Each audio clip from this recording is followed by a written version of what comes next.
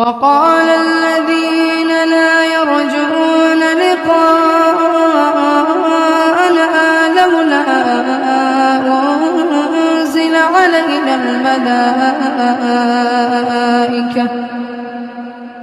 لولا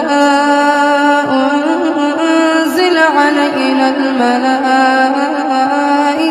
أو نرى ربنا لقد استكبروا في أنفسهم وعتوا عتوا كبيرا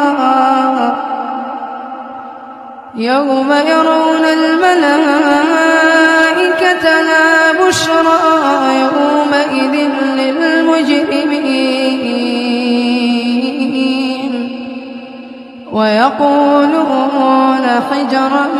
محجورا وقدمنا إلى ما عملوا من عمل فجعلناه هباء